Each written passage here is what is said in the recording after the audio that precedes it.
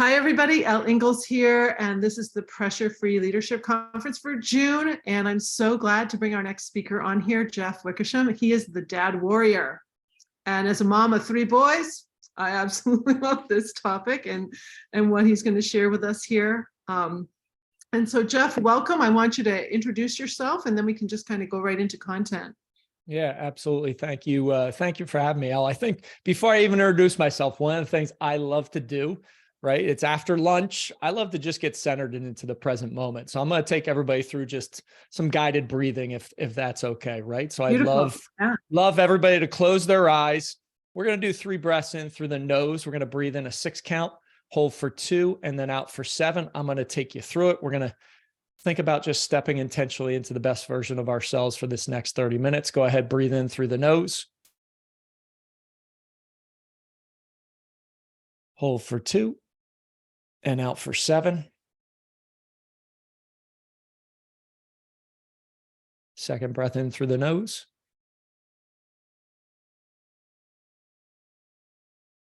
Hold for 2 and out for 7.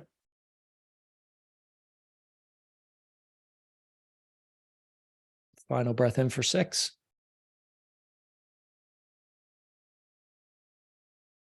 Hold for 2 and out for 7.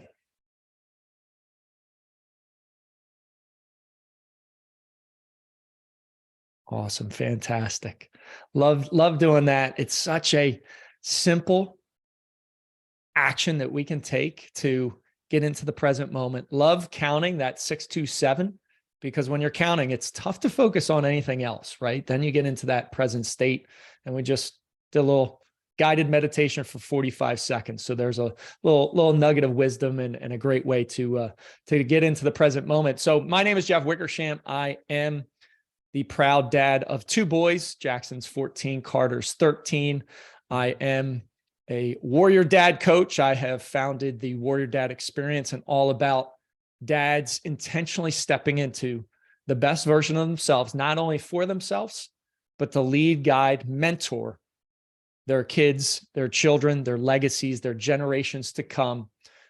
And so passionate about that mission. My mission is to impact, guide, lead 1 million dads by January 1st, 2053. So I got a 30-year window, but that is the mission. That is the must that I'm driving towards, and just love helping dads who feel like they have the weight of the world on their shoulders, who feel many times that they've been forgotten these days by what news tell us, what media tells us, but they carry the weight of the world on their shoulders to implement small, actionable, sometimes simple things that truly light them up from an energy focus and abundance mindset. Certified heroic coach, life coach, former personal trainer, nutritional coach. I'm a practitioner of what I preach. I don't read books and then try and regurgitate information. Just last week, I hit 2,000 straight days of meditating at least 10 minutes a day. That's 5+ years. So I bring energy, consistency, and authenticity to and accountability to every engagement. Excited for this opportunity to dive in and we can talk shop. Oh, it's beautiful, Jeff. Thank you so much. And yeah, just take us right in. Take us into some of the things that you do with your clients. And by the way, I'm curious about your goal and why you chose that year. Just a 30-year window. I mean, I'm 48 years young, and that'll put me at 78. That'll still put me on my toes at that stage of my life. And I've told my wife I'll never retire because I'm just so passionate about helping and serving and leading others. So I needed a big mountain to shoot at, a big North Star. So that's why I put it out there. Love it. Love it. Yeah. So I'll start with my why, because I think it's always important to understand the why. And I wear this pink wristband for a reason.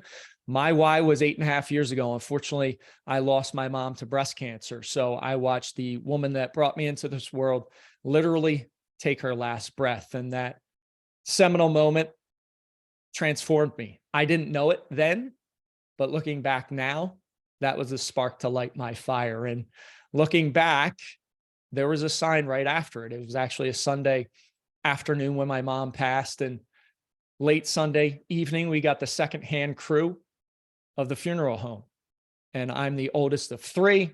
So I was kind of, doing those things to make sure everything was taken care of in that time of pain and grieving. And I remember seeing in the two older gentlemen's eyes some doubt. And I asked them, is everything okay? And they said, we don't know if we'll be able to carry your mom down the steps. And in that moment, I chose to lead. I chose to stand up. And I said, I have it. Let me ask my younger brother.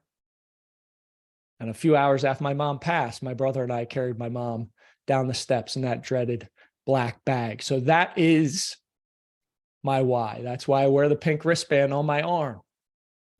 Not to have me go crawl in the corner, but to understand today is a gift that we'll never get back again. How would we choose to intentionally lead today? Have an impact, play all out, empty that bucket, right, of everything that you can do. So that's a little bit about my why.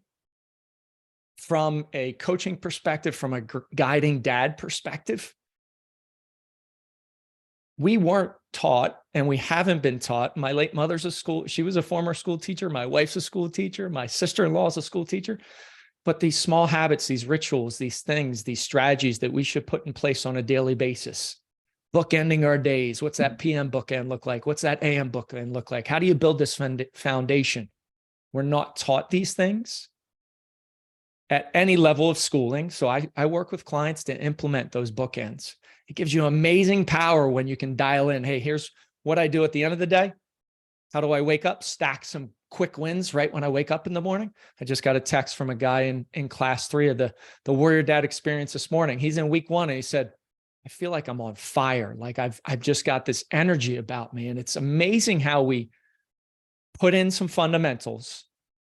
And I tell the men, the dads that I coach, simple, easy, almost laughable. Start out that way so you get progress.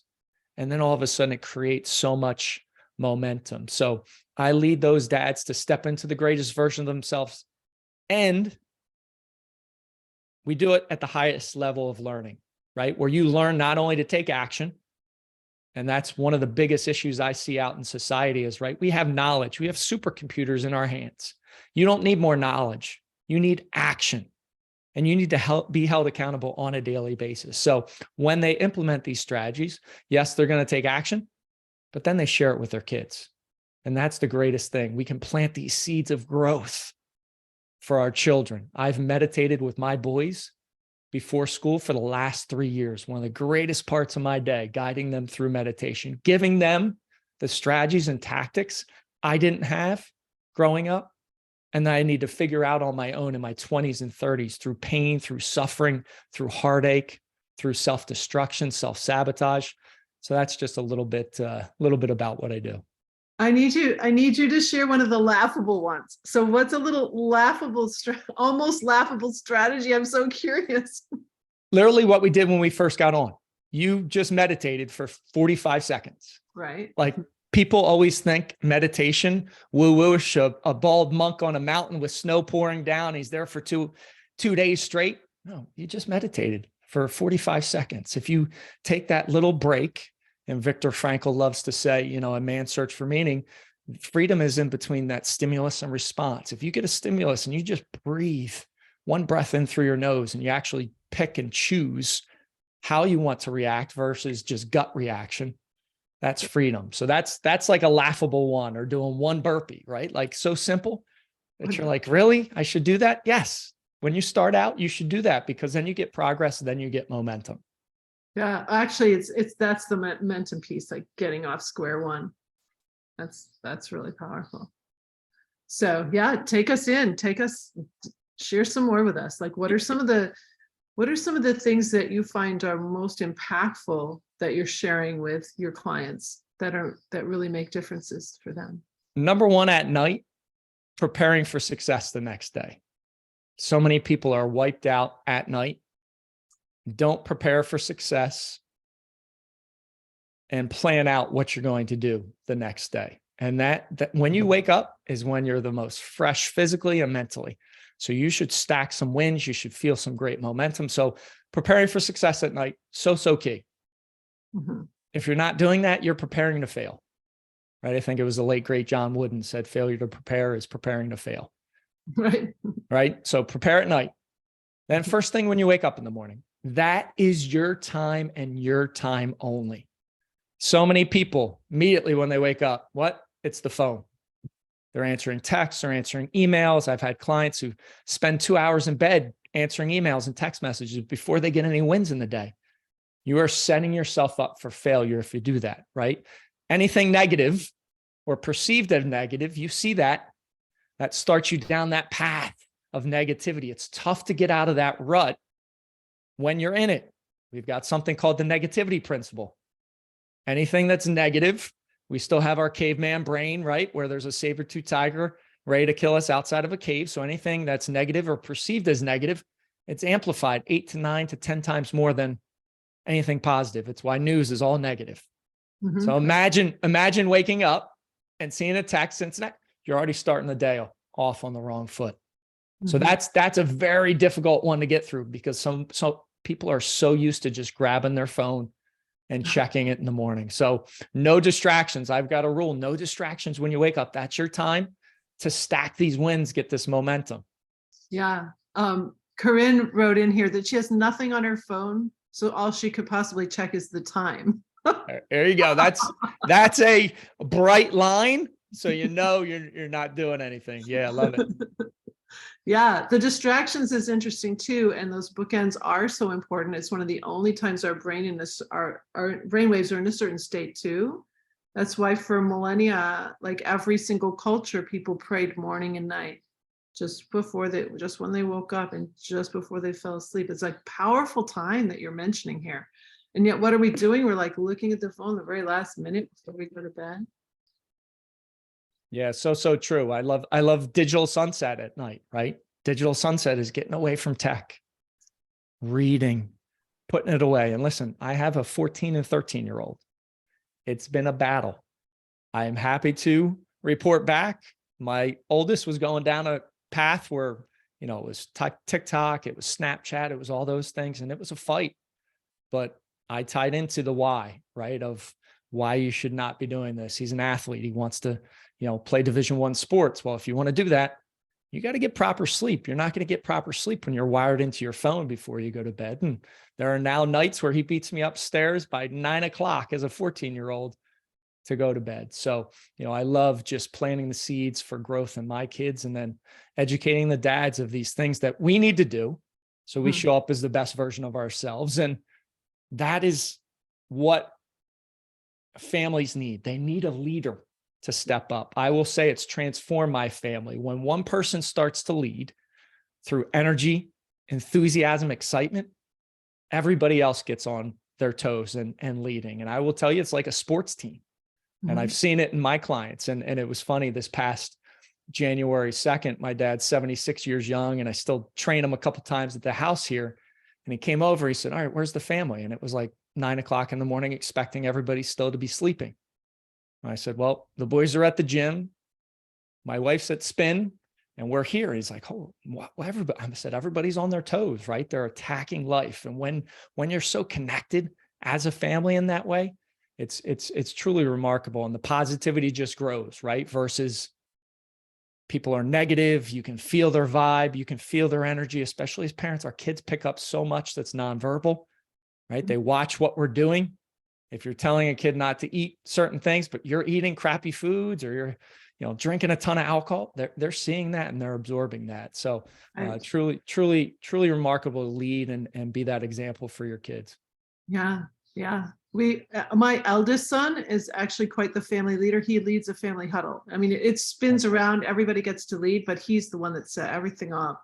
We have, and they're all adults now, but we all work together. Like I do my thing, but they have their own business. And it's crazy how we are all together, but we created that kind of family thing. And it's so beautiful and it's so doable when you put in motion exactly these things you're saying. It's so powerful.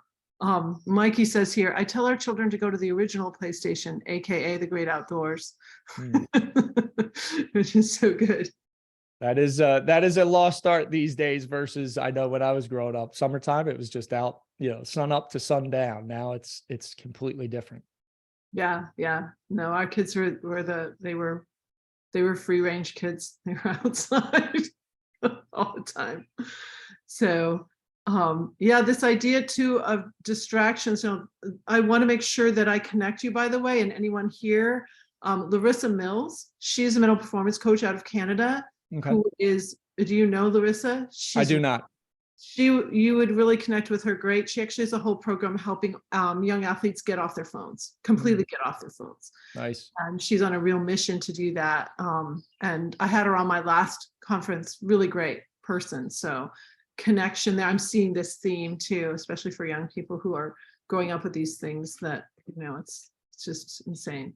Yeah. I mean, I'll just further along, like no distractions, right? No distractions in the morning. The other thing is I guide my clients to put their phones on do not disturb.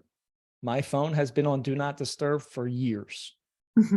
My family knows if you need to get a hold of me, you've got to call me. You're in my favorites, or if you're one of my clients, you're in my favorites, you can call me, get a hold of me. Otherwise, the phone isn't pinging, it's not ringing. And that just so profoundly impacts my focus and then others that do it. Because if you're constantly being pinged, you're immediately getting a trigger, and there's no way to do deep work. There's no way to be productive. And so many people, I've said it before, it's kind of like the fingers down the chalkboard for me now. When you ask somebody, how are they doing? And they say busy. To me, busy means you have zero control over your life. I'm like, I'm productive. I'm not busy. Right. So by putting your phone on do not disturb, getting away from those notifications, right? It's so impactful. Then you get back control. I mean, I think the studies are, in 1 week, we get bombarded by more stimuli that our ancestors 200 years ago had in their entire lifetime. Makes sense with all those inputs coming in, right? And if we can get away from that, we can do the things we need to do. We can be consistent. We can hold ourselves accountable. We can actually follow our word and keep moving forward. So it's amazing when you get away from the distractions. Do not disturb. No distractions when you wake up. Stack these wins, and all of a sudden you feel good about yourself, right? Yeah. You're stacking 5, 6, 7 wins. Then you can check your phone. Then something negative, you can take it, right? You can shrug it off. You're more focused. You're more energetic. You're in this grateful state. It's so incredibly powerful. Yeah. Leela chimes in here. I have 0 notifications on my phone, so I'm in control of my time and nobody else's. And I know Larissa does the same thing. Any notifications have to go when I'm logged into my computer and logged into my thing, then I can see it and I can respond. Other than that, I'm doing my deep work. And of course, some people have businesses in which this is a critical piece. And so how you manage your mindset to handle that is important too. It is. Yes, very true. So yeah, so this is great. Give us another one. Give us something that you found has been most impactful that you share with your clients. Accountability. I think we have accountability when we're kids. Many times we have teachers, parents, coaches, and all of a sudden we are released into the wild as adults and we have little to zero accountability. I mean, quite honestly, it's no wonder why people are struggling, because they're left to their own. And I just had posted something today, like, think back to when you were younger. When were you like at the top of your game? For me, I was big into sports. It was when I had a coach that was driving me and leading me. It's so bizarre that we get to become an adult, become a parent, and we have zero accountability and we have zero coaching and leadership. And I was just on with a Zoom with one of the dads in my experience. He said, why did dads not have the ability to connect with other dads and share these strategies? And it's like, he said, this is so refreshing what you do. And, I forget who was talking about it. I think, whoever was first today, maybe it was Ryan, and talking about congruency. Yes. Yeah. I feel total congruency in leading dads now that I've been a dad for 14 years. And being able to give them the strategies, because I see it in my boys. I'm so proud of what they've done. They're hitting the gym, they're A students, and it's all intrinsically coming out of them. But it's through years of work. It's through years of reinforcements. It's through years of guiding and being intentional in that process. And unfortunately, Elle, I see a lot of dads out there that are just punting that Oh, responsibility, that are just saying it's good enough, and they're mediocre in being a dad. And when you chose to take on that responsibility, I feel you should do the absolute best every darn day. And if you don't have it figured out, well, then that's where I come in. That's where the experience comes in, as well as men in general are very lone wolfish. I know I have been in my past. There is nothing better than being surrounded with dads who want to embrace that warrior mentality, who want to fight every day for what they truly want and believe, and be around others. That raises your game more than anything. And that's been a great discovery. So yeah, just that accountability piece. So many times we say what we want to do, but it's easy to hide behind a screen. It's easy to just, hide in the shadows. It's easy to kind of just, I forget what emoji is with like Homer Simpson just going back into like the garage, but like you can just sink and just hide. And it's so easy to do that. And you can live a mediocre life. You can be miserable. You can have kryptonite's vices, whether it's alcohol, gambling, porn, social, whatever it is. And you're going to look back and you're going to regret what you did. Oh yeah. And, yep. And you're connecting to two things other speakers have brought forward. First of all, Derek just brought forward lying to ourselves, not keeping our word. So that's a theme I've had in my last conference too, keeping our word, living our word. Desmond Clark, fabulous speech about that. And then also Jessica Fabrizi talking about building community. So you have created a community, and to belong to a community that is like-minded and is focused on what you want, and you're providing that. That's just so beautiful. Yeah, I love that's such a we're communal. We're a communal species, right? So, but again, to that word intentionality, a lot of people are just staying in the communities that they've had since they were in high school. They've had for forever, and they don't ask the question: Is my circle truly where I want to be? Is that where I want to? Yeah. Yeah. Does it serve me? Is it where I want to end up? As well as keeping your word. You had mentioned that. I relate keeping your word to yourself to, you can either spiral upwards, or if you don't keep your word, you're going to slowly chip away at who you are as a human being. You don't see it initially, but eventually you can't look at yourself in the mirror and you're just so ashamed. You can either spiral up, and every time you say and do actually what you say, hey, you feel better about yourself. You gain more confidence. You get more courageous. You can walk with your shoulders back and your chest high and feel good about yourself. But when you say you're going to do something, you don't do it, you're just chipping away at who you are as a human being. So is there like an age range of the dads that are coming into your program, or is it like dads of adult kids too? So it's typically dads with younger kids. That's what I've seen so far, is like they've being a parent, being a dad, they've hit a peak period in probably their career. They coincide, and all of a sudden they're carrying that weight of the world on their shoulders. And they're like, how do I manage everything? Right. Yeah. And that's typically who jumps in. I've had some dads with some older kids, but I've seen really it's under that 10-year-old range, trying to, looking to manage it all and looking to be the best version of themselves and lead their children to do these simple, sometimes laughable things. And there's no bigger reward where I get a text from a dad and he said, hey, my son wrote me a gratitude letter this morning and put it on my computer screen, right? I mean, I literally came in 2 weeks ago, and I'll read them here from my son. I love and cherish every moment we spend together. Carter, thanks for being an amazing dad. I love you, Carter. And they'll always be sitting there so I can see him. I mean, that's what it's about. That's what I get goosebumps. That's what I get emotional about, is being able to do that, build that relationship, and have our children flourish. That's our responsibility as the leaders and as dads. And you're mentioning you're creating a legacy. That's what my husband and I did too with our children. What legacy do we wish to create for them moving forward? And my eldest is the one who writes the letters to all the family members of his gratitude for them. And it's I have one on my bathroom mirror. Like, I can always tell when someone new goes into my bathroom, because it takes them a really long time in there. Like, what's taking them so long? Oh, they're reading the letter. Like, they're That's reading great. the note my son wrote to me, right? That's fantastic. It's so beautiful. And it's, you know what? It's easier than people think, but we have the old patterns and the old habits. So you're helping people break those habits just like I do, like, so they can step into this. And community is huge, especially I think, like you mentioned, for the dads, because a lot of dads were members of teams, you know, and my boys, like, whenever I have a mom or a dad and they've raised girls and now come along the boy, like the boy is going to want you to play with them. Mm-hmm. Like, you got to hold the hockey stick. Doesn't matter if you're a bad goalie.